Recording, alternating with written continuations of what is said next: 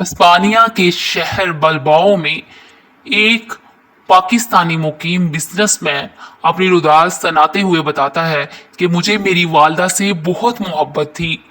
میں اس بات پہ یقین رکھتا تھا کہ اولاد بھی والدین سے بہت محبت کرتی ہے، یقیناً اتنی ہی جتنی کہ والدین اولاد سے کرتے ہیں۔ یہ الگ بات ہے کہ دنیا میں ہر محبت کو تشبیہ والدین کی محبت سے دی جاتی ہے۔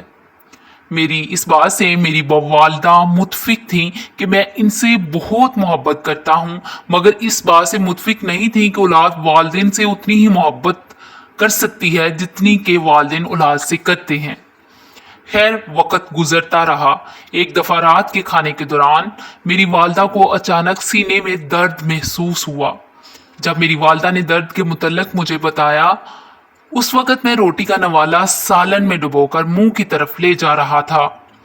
میں نے وہ نوالا واپس رکھا، موبائل اٹھایا، اپنے دوست ڈاکٹر کو کال کی، گاڑی کی چابی اٹھائی، پیسے پکڑے اور والدہ کو لے کر ہسپتال پہنچ گیا، جہاں میرا دوست ڈاکٹر میرا منتظر کھڑا تھا۔ ہسپتال پہنچتے ہی میری والدہ کو ایمرجنسی وارڈ میں ایڈمٹ کیا گیا اور مجھے تسلی رکھنے کا کہا گیا۔ اس دوران میرے موبائل پر میرے بزنس پارٹنر کی کال آ گئی۔ میں نے اس کو آج دن میں ہونے والی تمام دن کی سرگرمیوں سے آگاہ کیا، آنے والے کل ہونے والے تمام کام کے متعلق ڈسکس کیا، اور پھر کال بند کر کے اپنے مینیجر کو کال لگائی، اس کو کل کے کام کے متعلق سمجھایا۔ اسی دوران میرا دوست میرے پاس آ کر کھڑا ہو گیا، مجھے میری والدہ کی طبیعت میں بہتری کے متعلق بتایا۔ میں کچھ مطمئن ہو گیا۔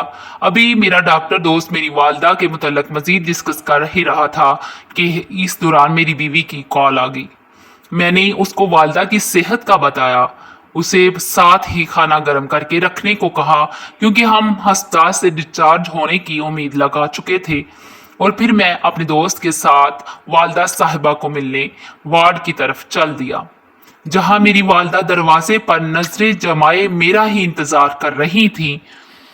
میں نے جا کر ان کی قدم بوسی کی، پھر پوچھا، آج پتہ چل گیا نا اولاد والدین سے کتنی محبت کرتی ہے؟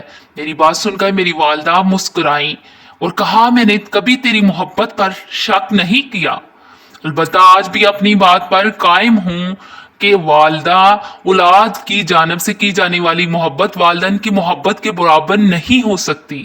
میری والدہ کی بات سن کر میرے ڈاکٹر دوست کو بھی ہماری بات میں دلچسپی پیدا ہوئی، اور انہوں نے ہم بیٹے سے واقعہ پوچھا۔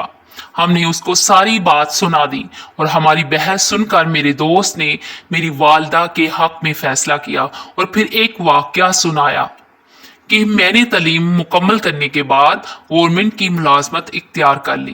میری پہلی پوسٹنگ سرگودا کے چھوٹے سے شہر میانی میں ہوئی۔ ایک دن میرے پاس ایک خاتون اپنا بے ہوش بچہ اٹھا لائیں۔ میں نے خاتون کے ہاتھ سے بچہ لیا تو میری نظر خاتون پر پڑی، جو خود بھی شاید ہوش میں نہیں تھی۔ ان کے ایک پیر میں جوتا تھا، ایک پین نہیں تھا، دوپٹہ سر کی بجائے زمین پر لٹک رہا تھا۔ میں نے بچہ پکڑتے بے ہوشی کی وجہ پوچھی تو اس نے بتایا کہ میں روٹی پکا رہی تھی، میرا بچہ چارپائی پر لیٹا تھا، میرا دھیان بچے کی طرف سے غافل ہوا تو بچہ گر گیا۔ میں نے عورت کو تسلی دی اور بٹھا کر بچے کا علاج کرنے لگا۔ بچہ ہوش میں آ گیا تو اسے اس کی ماں کے حوالے کر دیا۔ ماں نے لپک کر بچے کو گود میں لے لیا۔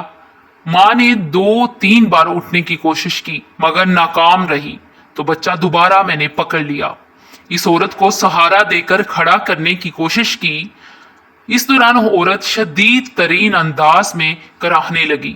میں نے محسوس کیا کہ عورت کے چہرے پر تشدد کے نشان تھے، جیسے اس پر تشدد کیا گیا ہو۔